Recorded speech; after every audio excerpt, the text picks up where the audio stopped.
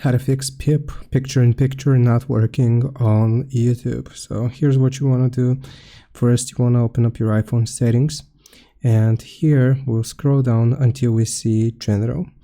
Click on General, and then you want to find picture-in-picture. So click on that option and make sure this is turned on. So make sure this is toggled on. It's green.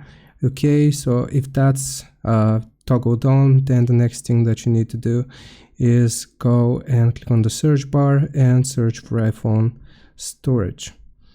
Okay, so here we'll click on iPhone storage. From the list of applications, you just want to find YouTube, and you want to click on offload app.